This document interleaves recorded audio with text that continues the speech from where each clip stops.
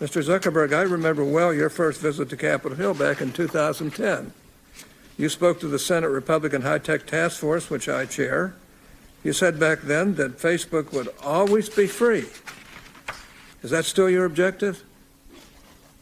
Senator, yes. There will always be a version of Facebook that is free. It is our mission to try to help connect everyone around the world and to bring the world closer together. In order to do that, we believe that we need to offer a service that everyone can afford, and we're committed to doing that. Well, if so, how do you sustain a business model in which users don't pay for your service? Senator, we run ads. I see. That's great. What I just showed you there is a man who profits off of the collective loneliness, isolation that everyone around you is feeling today. We live in an age where we're all connected by these cool little devices that we can instantly text each other with just the click of a button. But we fail to realize that these platforms are specifically designed to get you hooked and to steal your sense of individuality away from you. And they monetize this in the form of advertisements. Or wait, actually, we do know it, but we're too helpless and hooked onto these apps that even when we try to stop, everyone around us is stuck in that same circle of not being able to communicate without these apps. And also at the same time, everyone else is hooked on these apps.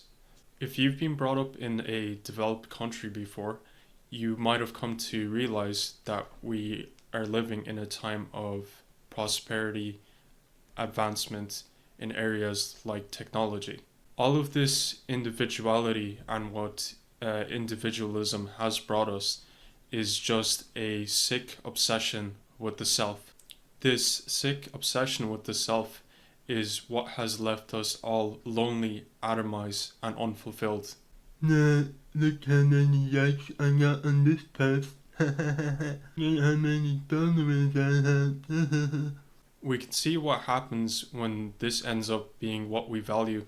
Remember the TikTok Benadryl challenge, where kids were overdosing on Benadryl just because it was a cool trend which would help them get more views.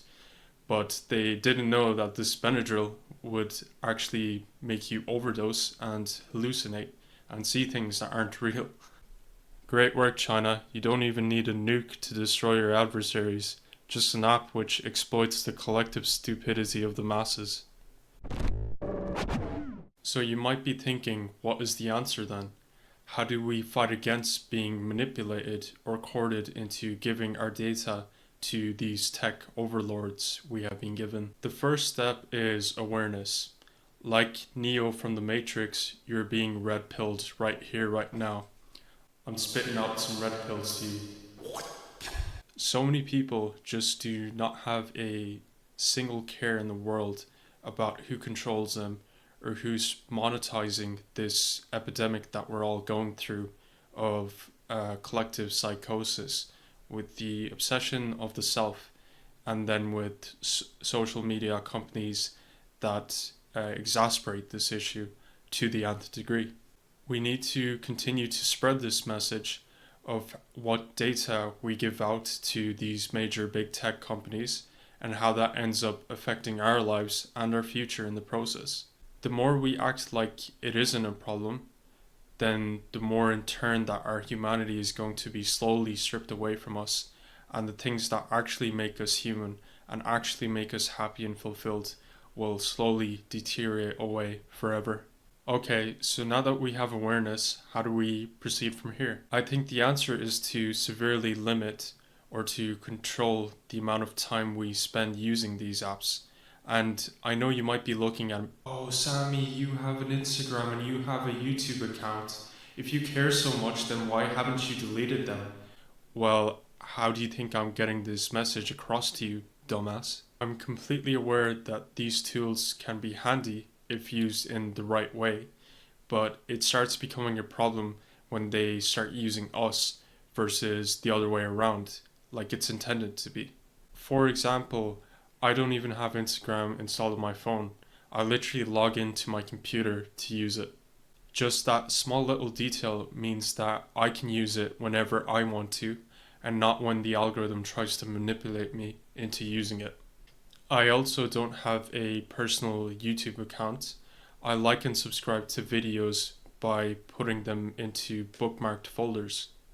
If you're following along with my idea, then you can kind of see it's all about transferring as much power back to the user as possible instead of giving it up all away to these companies. It can never be fully independent or fully private or fully anonymous or whatever, but we can do our best to minimize as much of this data loss to these companies, and then in turn we can preserve as much as possible of our humanity.